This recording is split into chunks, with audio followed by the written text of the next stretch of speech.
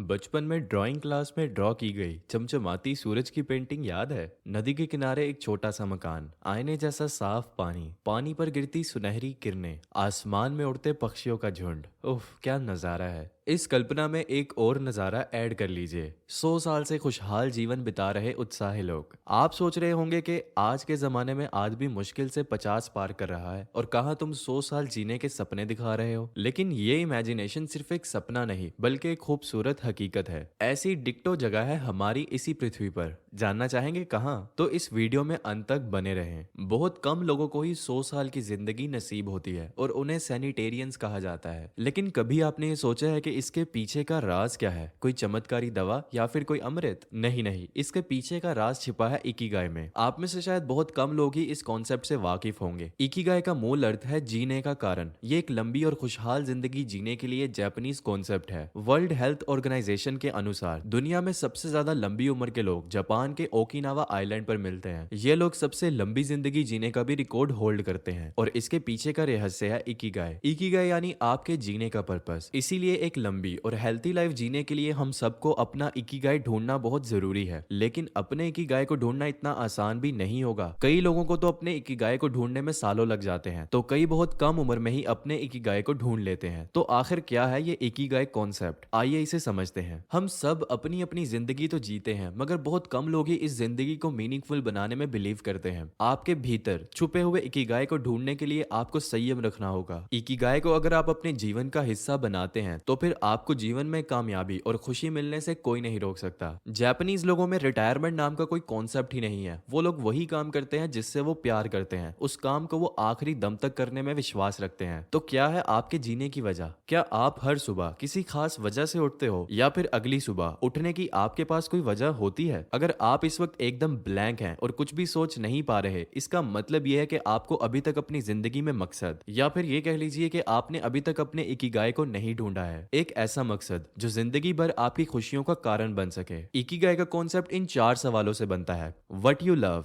What are you good at, what can you be paid for और what the world needs. पहला सवाल, what you love. ये सवाल शायद सबसे आसान है। सोचिए वो कौन सा काम है जो आपको सबसे अच्छा लगता है, आपको एनर्जी देता है, जिसे करने में आपको मजा आता है, जिसमें आपको बोरियत या थकावट नहीं होती। ये कुछ भी हो सकता है, डांसिंग, गार्डनिंग, पेंटिंग, सिंगिंग या फिर ब्लॉगिंग एक्सेट्रा। कोई भी ऐसा काम जो आपको बहुत ज्यादा अट्रैक्ट करता है। ऐसा जरूरी नहीं कि ये आपकी हॉबीज से मिलता हो। ये आपके ऑफिस का काम भी हो सकता है या फैमिली का काम हो सकता है। ये आपके पर्सनल इंटरेस्ट भी हो सकते हैं। दूसरा सवाल, what are you good at. आप कौन से काम में अच्छे हो, किस काम में आप एक्सपर्ट हो, आपके पास कौन सी ऐसी स्किल है जिसमें आप माहिर हो और वो आपको दूसरों से अलग करती है, जिसमें आप नेचुरली पहले से ही अच्छे हो। ये हर एक के लिए अलग अलग हो सकता है। ऐसी चीज जो आपकी नेचुरल स्किल हो। और चिंता ना करें, परफेक्शन ना भी हो तो धीरे धीरे आ जाएगा। अगला सवाल है, what can you be paid for. आप जिस स्किल में अच्छे हो, क्या आपको उस स्किल के लिए पैसे मिलेंगे? आपको कोई भी चीज करना पसंद हो सकता है, लेकिन ये जरूरी नहीं कि उस चीज के लिए आपको पैसे दिए जाएं। हो सकता है कि आपको घर की सफाई करना बहुत पसंद हो, लेकिन इस चीज के लिए आपको कोई दूसरा पैसे नहीं देने वाला।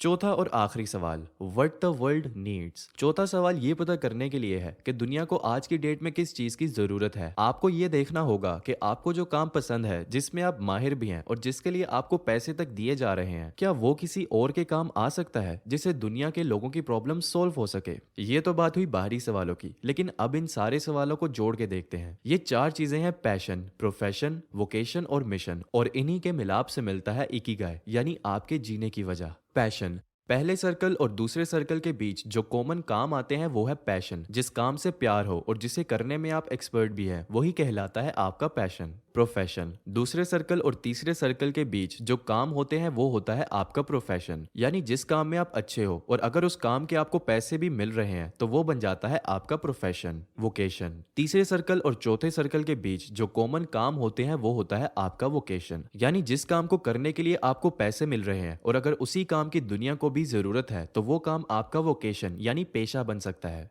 मिशन। चौथे सर्कल और पहले सर्कल के बीच जो कॉमन काम होते हैं वो फॉर्म करता है आपका मिशन। यानी दुनिया को जिस चीज की जरूरत है और आपको वही काम करना पसंद है तो वो आपका मिशन बन जाता है। अब अगर आपकी जिंदगी में कोई ऐसा काम है जो आपको करना पसंद है, आप दूसरों की अपेक्षा उस काम में अच्छे भी हो, फिर उस काम के लिए आपको पैसे भी मिल सकते हैं, आपके हिसाब से दुनिया में उस काम की लोगों को जरूरत भी है, तो ऐसे काम को जापानीज में कहा जाता है इकिगाई। चलिए इस टेक्निक को मशहूर क्रिकेटर एमएस धोनी के एग्जाम्पल से समझते हैं। एमएस धोनी मूवी तो लगभग सभी ने देखी होगी। बचपन में पहले वो फुटबॉल में गोल कीपिंग करते थे, फिर उनको क्रिकेट खेलने का मौका मिला तो उन्होंने बैटिंग और विकेट कीपिंग करना शुरू कर दिया। क्रिकेट खेलना उनको पसंद था, इसलिए उन्होंने क्रिकेट प्रैक्टिस करना शुरू कर दिया। वो उसमें बेहतर बनते गए। क्रिकेट उनको पसंद था और वो उसमें अच्छे भी थे, यानी क्रिकेट बन गया उनका पैशन। धीरे धीरे वो क्रिकेट खेलने में एक्सपर्ट हो गए और उन्हें क्रिकेट खेलने के लिए पैसे भी मिलते थे, तो क्रिकेट पैशन से अब उनका प्रोफेशन बन गया। इंडियन क्रिकेट टीम को एक अच्छे कैप्टन की जरूरत थी और साथ ही एक अच्छे विकेट कीपर की भी। एमएस धोनी ये दोनों ही काम बहुत अच्छे तरीके से कर सकते थे, तो इस तरह से क्रिकेट उनका वोकेशन बन गया, यानी उनका पेशा। अब अपने पेशे से वो खुद को पसंद आने वाला काम भी कर रहे थे और इससे दुनिया की जरूरत भी पूरी हो रही थी, यानी अब क्रिकेट ही उनका एकमात्र मिशन बन गया था। और इस तरीके से उन्हें उनका इकिगाई यानी जीने की वजह मिल गई थी। आप जितनी भी पॉपुलर पर्सनैलिटीज को जानते हो उन सभी ने अपना इकिगाई फाइंड कर लिया होता है, इसी वजह से वो इतने आगे होते हैं। इकिगाई को ढूंढना कामयाब होने के लिए बहुत ही इंपॉर्टेंट है। इससे आप अपने काम में फ्लो स्टेट पा सकते हो। फ्लो स्टेट मतलब अपने काम में इतना डूब जाना कि कोई दूसरी चीज आपके लिए मैटर ही ना करे। ये फ्लो स्टेट ही आर्टिस्ट, एक्सपर्ट और जीनियस पर्सनैलिटीज का पावर होती है।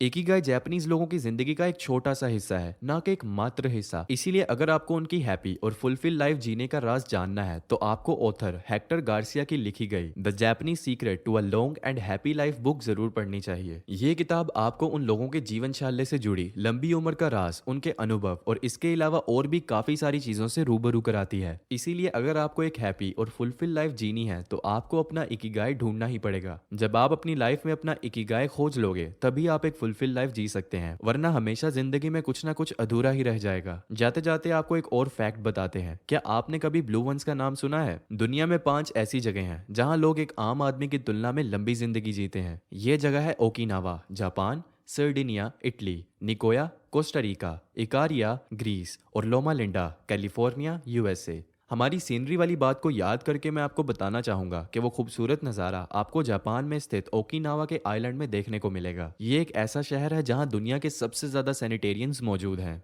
वीडियो पसंद आई हो तो लाइक, शेयर और कमेंट करना ना भूलें और ऐसे ही सेल्फ हेल्प से संबंधित कंटेंट देखने के लिए बुक जूस चैनल को सब्सक्राइब करें। हम मिलते हैं अगली वीडियो में एक नए टॉपिक के साथ। धन्यवाद।